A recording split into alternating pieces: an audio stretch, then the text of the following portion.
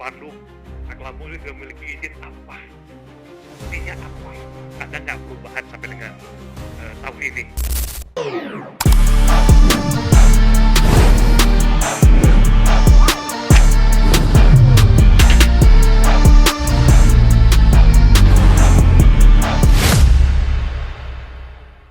Assalamualaikum warahmatullahi wabarakatuh. Waalaikumsalam warahmatullahi wabarakatuh.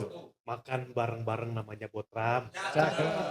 Duduknya di atas batu bata. Selamat datang di Aina Waktuna ngebahas program bersama wali kota dan wakil wali kota.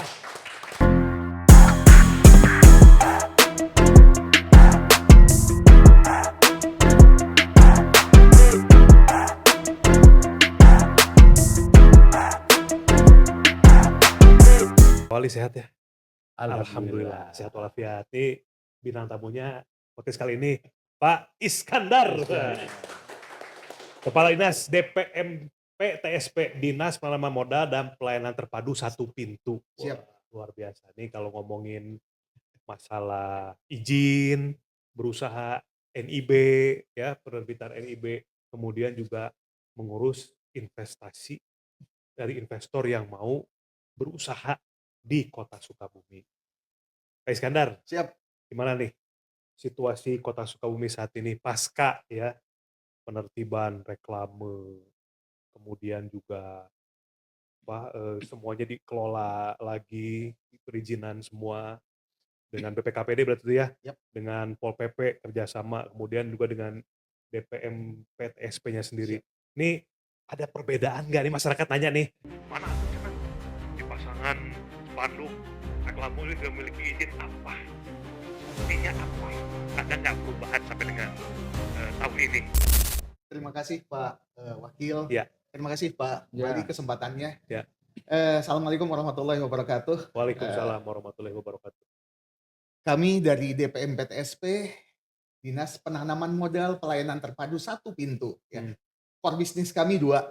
Ya. Pak Wali, Pak Wakil. Ya. Yang pertama perizinan, yang kedua investasi. Nah, ini saya berbicara tentang perizinan, ya, karena perizinan tidak bisa tentunya dipisahkan juga dengan investasinya. Dan perizinan itu yang menjaga kota kita tetap pada posisi nyaman, secara estetika cantik dan enak untuk dikunjungi, enak untuk didiami, gitu ya. Nah, di perizinan berdasarkan perwal peraturan wali kota, ada pelimpahan kewenangan perizinan yang diberikan Pak Wali kepada kami. Ya, jadi ada 6 perizinan yang kami kelola Pak. Dari mulai NIB ya, terus PBG ya, persetujuan bangunan yang dulu IMB ya, terus izin tayang reklame, izin penurunan trotoar dan izin-izin lainnya begitu. Itu kami kelola. Ada juga yang non perizinan. Ya, ada juga yang sifatnya non perizinan gitu. Dan bahkan ada perizinan yang sudah dengan menggunakan sistem seperti misalnya OSS ya, terus SIMBG dan lain sebagainya. Itu perizinannya Pak. Nah gitu. Nah untuk investasi, nah sekarang ada yang kedua, itu investasi. Jadi bagaimana investasi kita maksimalkan di Kota Sukabumi. Pak Wakil, Pak Wali, harum-harumnya investasi sudah mulai tercium saat sesi ketiga interchange tol itu sebentar lagi masuk ke kita. Ada 8 investor pengembang pemukiman, 2 investor mall, 2 rumah sakit swasta, 1 perguruan tinggi swasta yang sudah berkonsultasi kepada kami terkait dengan investasi apa yang akan dilakukan di Kota Sukabumi. Nah, karena itu kita juga harus menyiapkan di situ. Kita tidak boleh berpasrah diri apa adanya begitu, tapi kita siapkan infrastruktur, suprastrukturnya, ya, lingkungan kita ciptakan. Terus seperti yang Pak Wali lakukan tuh, jalan-jalan harus lecir semua, itu bagian dari infrastruktur yang kita siapkan. Di samping suprastrukturnya kita siapkan juga aturan mainnya, itu tetap kita siapkan untuk memagarinya begitu. Nah, seperti begitu. Sementara terkait dengan tupoksi kami Pak Wali, Pak Wakil di perizinan dan di investasinya. Investasi, oke. Tadi kan sempat dibahas izin reklame tuh ya. Nah ini kan kalau masyarakat itu sekarang mau taunya langsung ke bagian yang paling dekat lah, ya, yang paling krusial. Dari kemarin kita dengan Pol PP nanti juga kita Ya, undang Pak Ai Jamiat, Kasat Pol PP, penertiban dan lain sebagainya. Sebelum kita membahas ke investasinya, ada kenaikan guys. Itu untuk dia. pendapatan dari reklame itu nih supaya langsung aja nih di awal masyarakat kita kasih lihat fakta dan Oke. datanya gitu. Ya, oke Pak Wakil. Ya. Pak Wali juga Hmm. saya informasikan Hmm. dari upaya akselerasi semenjak Pak Wali dan Pak Wakil ditetapkan sebagai kepala daerah dan wakil kepala daerah di Kota Sukabumi, Pak Wali dan Pak Wakil betul-betul di segala sektor. Salah satunya adalah bagaimana meningkatkan PAD dari sektor pajak dan retribusi. Betul. Ya, kami termotivasi untuk bergerak bersama karena tidak bisa sendiri, Ya. kita harus kolaborasi. Salah satu contoh yang kami bisa sampaikan di forum ini, di mana Pak Wali, Pak Wakil turun ke lapangan, memperhatikan reklame iklan yang bertebaran di kota kita, gitu ya. Nah, pertama kita melihatnya dari segi penertiban atau estetika. Yang kedua, setelah kita coba tertibkan, ada dampak nggak ke PAD kita? Ternyata ada Pak Wali, Pak Wakil, saya bisa informasikan untuk pajak reklame nih Pak, pajak reklame ya. Kalau kita bandingkan dengan tahun 2024 di bulan yang sama, di bulan Juni Juni ini ya. Di tahun 2025 sekarang sampai bulan Juni itu tercatat sudah mencapai 1.316.493.000 ya. Kalau dibandingkan dulu 2024 sebelum ada akselerasi ya, sebelum kita hayo-hayo gitu Pak, itu hanya mencapai 894 juta saja. Lumayan Jadi ya ada kenaikan kenaikannya. signifikan. Luar Itu biasa. dari pajak reklame. Sekarang dari retribusi PBG Pak, IMB. Ya. Kalau di tahun 2024 bulan Juni tahun lalu ya Pak ya, bulan Juni itu kita baru mencapai 405.347.000. Nah, di bulan Juni saat ini di tahun 2025 itu capaiannya sudah mencapai 750.669.679 rupiah. Itu baru dari dua sektor, retribusi dan pajak. Ada lagi Rumija yang dulu belum pernah diambil, Ruang milik jalan belum ya. pernah disentuh. Ya, sekarang Pak Wali instruksikan itu coba kita cari. Kita cari apapun yang bisa menjadikan memaksimalkan PAD kita. Salah satunya dengan Rumija, ruang milik jalan. Yang memang itu untuk trotoar tapi ditempel, dipasang tiang mereka. Nah, dulu belum ada. Sekarang sampai bulan Juni 2025 kita sudah bisa menghasilkan untuk PAD ya 267.365.000.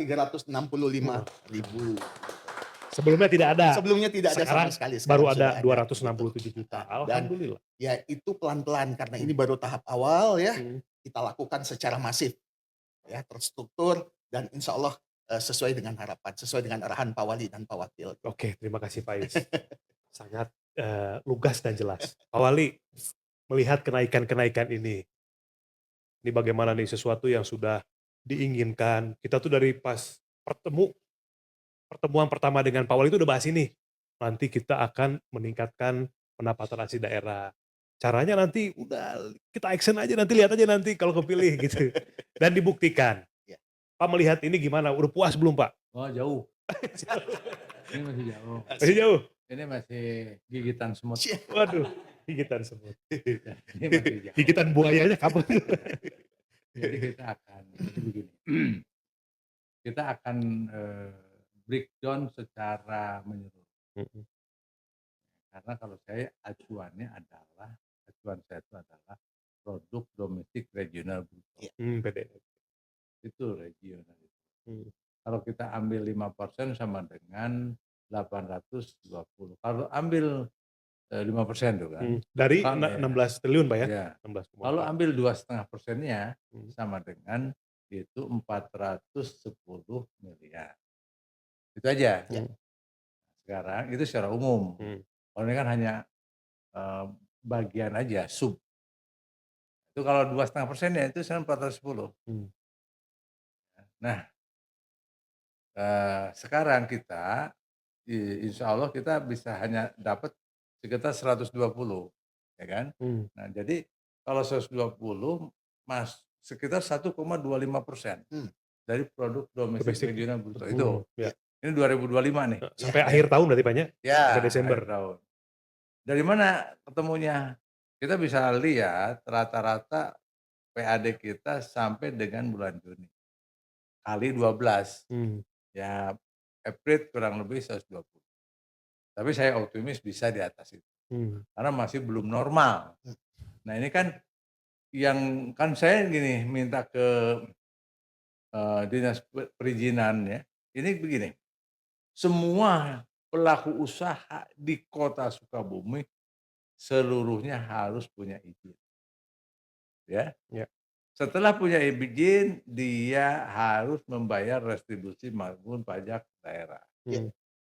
Proses ini tidak bisa selesai dalam tempo 1 tahun karena saking banyaknya. Betul. Ya, proses sosialisasi, proses pelaksanaannya itu perlu waktu paling tidak 2 tahun. Nah nanti akan kelihatan di tahun ketiga kita 2027 seperti apa. Yang penting 2025 dan 2026 ini fokus dalam pembenahan semuanya. Ya, seperti itu. Jadi kita hitungnya seperti itu. Produk domestik regional 16,4 triliun. 5%-nya 20 miliar. 2,5%-nya. 1,25%-nya sama dengan sekitar 200 miliar. Iya. Nah, gitu ya. Iya Pak. Nah saya yakin itu kita sangat yakin sekali itu bisa terlampaui. Optimis. Terlampaui ya. Ya. Terlampaui. Cuman target potensinya itu. Ya. Maka kita akan benahin semuanya. Semuanya sehingga ini harus kerja keras semuanya. Setelah izin baru masuk. Itu tahap pertama izin dulu semua. Ya. Tahap kedua yang punya izin ini harus membayar retribusi maupun pajak daerah. Itu tahap kedua. Ya. Tahap ketiganya semuanya by system. Ya, SPBE. Ya. Jadi menggunakan sistem sehingga tidak lagi bisa berbohong. Ya. Nah, seperti itu. Nah, proses penyelesaian izin, kemudian aktualisasi secara manual dulu, setelah itu masuk menggunakan sistem IT, integrasi digital, SPBE. Ya, seperti itu. Nah, ini prosesnya nggak bisa dalam 1 tahun. Ya, saya rencanakan mungkin 2-3 tahun. Betul Pak. 2-3 tahun. Seperti apa nanti peningkatannya? Yang jelas yang 5% tadi kurun waktu 5 tahun ya Pak ya, yang 820 miliar itu target capaiannya, potensinya. Cuman ya bukan berarti ini, kita kan dari angka 81 miliar. Ya, kalaupun naiknya sampai dengan 2,5% juga kita punya prestasi yang bagus. Luar biasa Pak. Sama dengan 410 miliar. Itu di luar BLUD dan BUMD. Itu berarti masuknya kemandirian fiskalnya sedang tuh udah Pak ya, masuk ya? Oh, kalau dia ya, 81 ke 200. belum sedang masih, tapi lemah menuju sedang. Kalau sedang harus sama dengan transfer daerah. Oke. Jadi kalau transfer daerah 600 harus 600. Itu kalau kuat di atas transfer daerah. Kita coba Pak. Luar biasa. Insyaallah. Amin, insyaallah. Ya. Makanya di sini pintu masuknya adalah bidang perizinan 1 pintu ini harus rapi dan harus punya komitmen. Contoh, komitmennya jangan ditembak. Omset daripada semua yang pelaku usaha terutama PBJT itu jangan ditembak. Omsetnya yang tembak. Yang langsung aja sesuai dengan kondisi berapa. Jangan ditembak. 1 tahun omsetnya 1 miliar dan begitu. 1 tahun omsetnya 2 miliar, nggak boleh begitu. Ya. Jadi memang sesuai dengan faktanya. Sesuai dengan faktanya itu yang akan kita inginkan. Karena seperti itu. Nah, ini harus disosialisasikan. Seperti itu. Baik. Nah, Pak Is. Iya Pak. Ini respon-respon para pengusaha reklame nih atau yang mau beriklan di kota dengan situasi aturan yang kita normalisasikan berarti ya? Ini kan harusnya seperti ini kan gitu ya. Ini tanggapannya gimana sih? Iya. Jadi beberapa kali ya memang ini perjalanannya luar biasa. Pak Wali menginstruksikan pada kami pertama kumpulkan semua pengusaha di ruang utama. Kami lakukan tuh Pak. Heeh. Wah jadi kumpul. Setelah itu mereka mendapat, apa namanya, pencerahan ya, kesesuaian antara harapan kita dengan keinginan mereka. Terus kita bertemu dengan pengusaha legend Kota Sukabumi, Oh gitu? tempatnya di Odeon, Heeh. kita lakukan. Alhamdulillah dari situ ya, memetik dan, dalam waktu dekat Pak Wali mereka juga mengusulkan untuk, apa, pedagang toko di sepanjang striking jalan Ahmad Yani. Oke. Mereka ingin juga audiens dengan Pak Wali dan Pak Wakil. Nanti Begitu. kita, tentukan waktunya. Jadi diawali dengan kondisi persuasif ya, dialog dengan mereka, mengharapkan, masukan-masukan dari mereka lah, ada 2 arah begitu, itu sangat bagus gitu. Nah, dari situ mereka, dapat, apa namanya, dapat keinginan atau dapat harapan kalau mereka bisa berusaha dan mereka juga bisa memberikan kontribusi kepada kota, kabupaten. Karena jelas keluar apa, informasinya itu dari owner kota, dari Pak Wali dan Pak Wakil.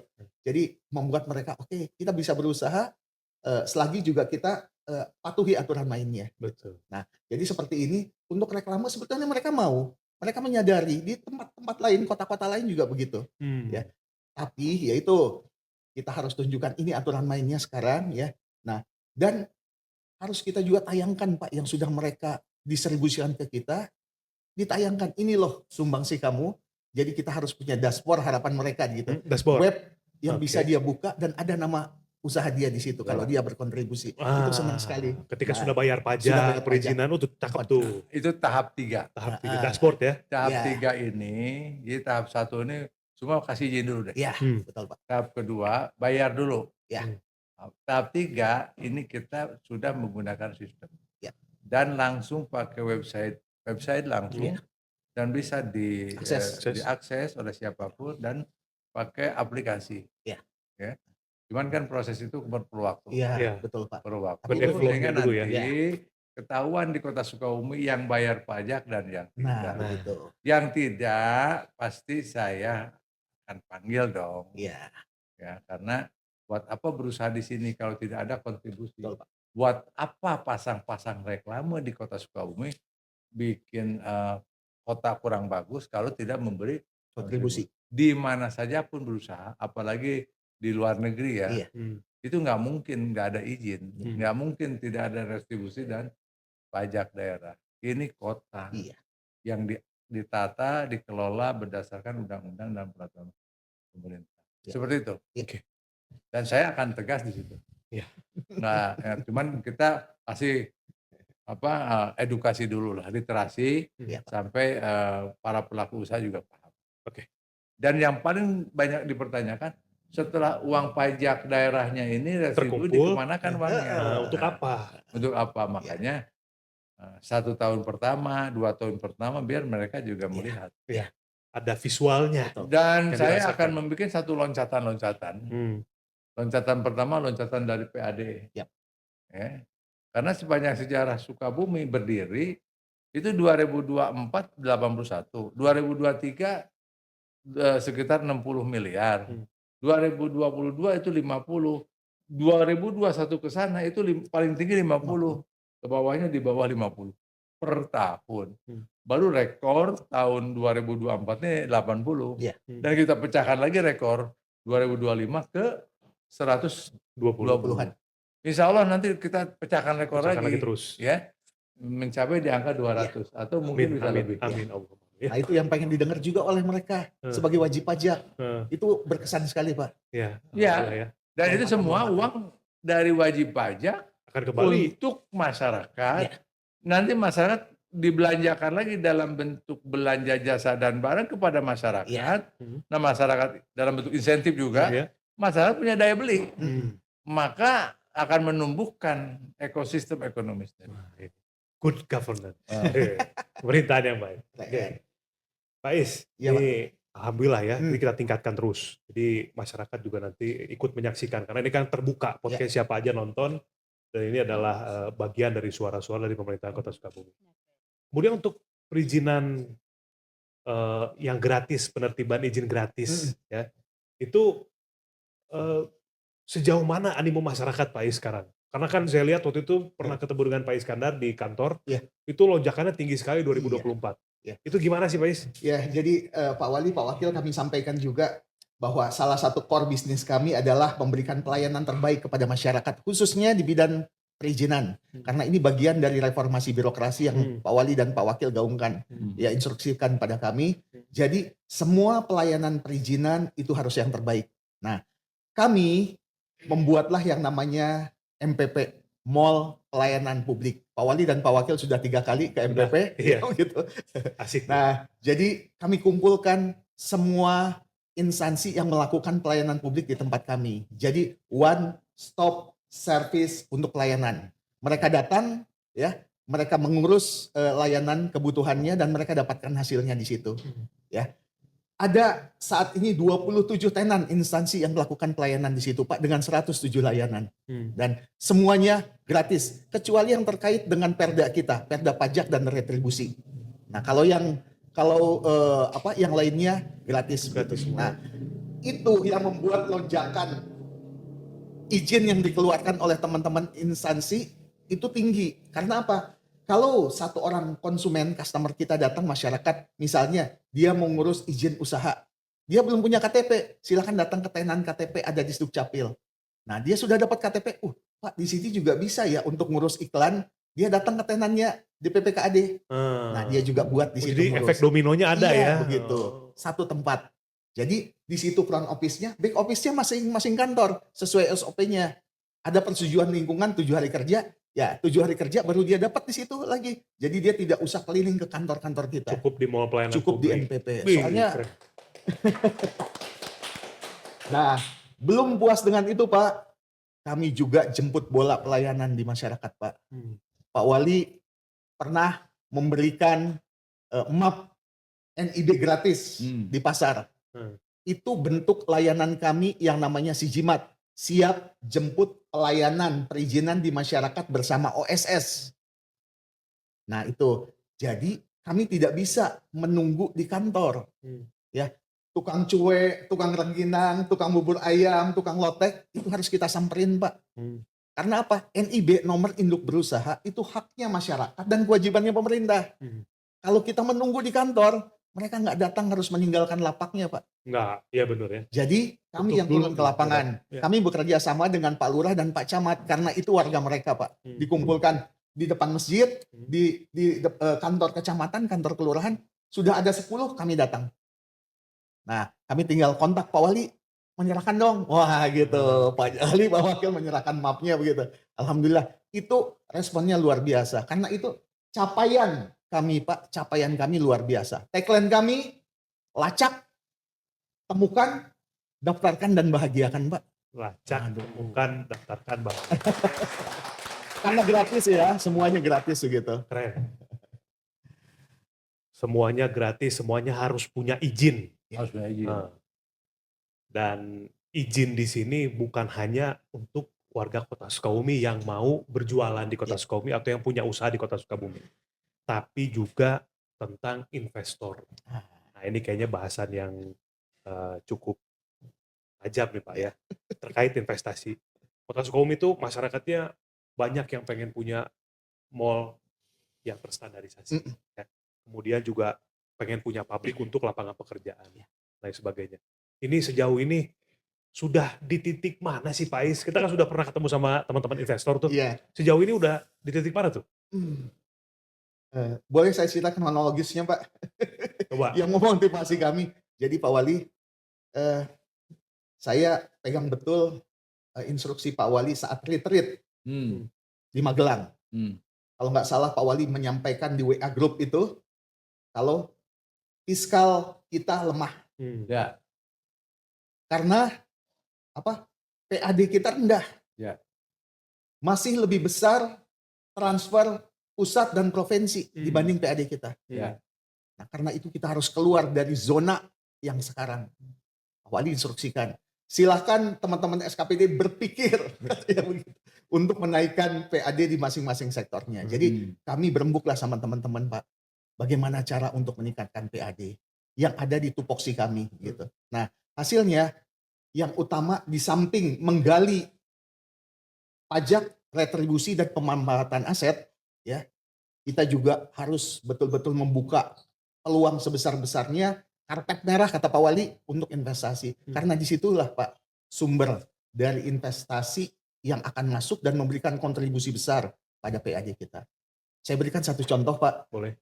Ada salah satu toko besar di Jalur, ya. Dia retail, ya. Dia investasi 76 M, ya. Dia memberikan kontribusi untuk pajak BPHTB dan PBBJ itu sebesar 7 M. Satu bangunan Pak 7 M. Terus dia merekrut 200 tenaga kerja. Jadi di situ tenaga kerja saya mintakan harus warga kota dengan KTP warga kota. Nah, akhirnya direkrut sama dia. Lumayan 200 warga kota kita bisa memiliki lapangan pekerjaan di situ. Di sekitar situ ada warung-warung ya, dan di sekitar situ juga ada kontrakan yang laku.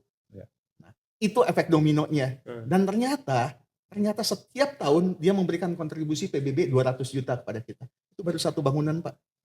Saya berharap akan banyak ini yang lain-lain terbangun gitu. Pabrik dan lain sebagainya. Nah, sampai saat ini pemukiman ternyata Pak yang paling banyak. Saya tanya, kenapa kok senang bermukim? Pertama, karena waktu tempuh dari kota Sukabumi ke Jabodetabek yang katanya aglomerasi tertinggi di Indonesia itu dekat. Waktu tempuh yang bisa dipangkas. Yang tadinya 4-5 jam menjadi 1 jam dan 1,5 jam. Ada kemungkinan mereka menjadi komuter. Mereka tinggal di kota Sukabumi ya dan bekerja di Jabodetabek. Kenapa milih di kota Sukabumi? Lengkap katanya Pak. Sekolah dari mulai PAUD sampai perguruan tinggi negeri ada. Rumah sakit skalanya juga skala nasional, rujukan. Terus juga perbankan ada 36. Terus juga kita punya pasar yang tidak kalah, ya apalagi nanti setelah terbangun. Jadi cukup lengkap. Udaranya juga. Udara masih nyaman. Untuk tinggal. Gitu. Ini yang harus tetap kita jaga. Gitu. Dan memang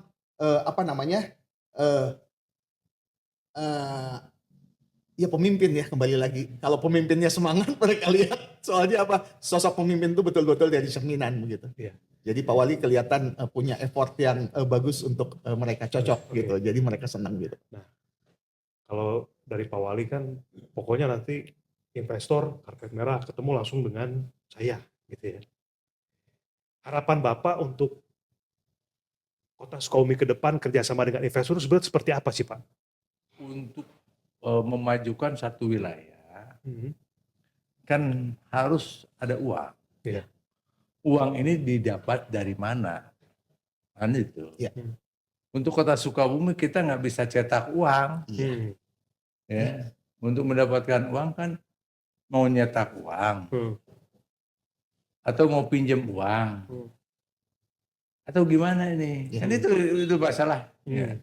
Maka Sukabumi ini untuk mendapatkan uang maka salah satunya adalah menggenjot PAD. PAD kan? Atau APBD lah. PAD. Selain APBD kita pinjam uang bisa. Ya, pinjam uang. Untuk yang produktif ya Pak? Pinjam uang dulu. Jangan bicara produktif atau non produktif. Untuk ngebangun ini Sukabumi satu dari APBD. APBD turunannya kan PAD. Dan dua untuk ngebangunin pinjam uang. Pinjam uang kepada kreditor. Yang ketiga melalui investor. Yaitu investasi. Ya kan? Seperti itu. Nah investasi ini, maka saya sebagai pimpinan daerah memilih untuk membangun Kota Sukabumi ini, itu terdiri 3 instrumen keuangan. 1 APBD, turunannya PAD. 2 pinjam uang itu dari kreditor. Ketiga investasi. Nah, yang paling aman kan investasi, karena investasi itu mendatangkan uang melalui kerja investasi oleh investor.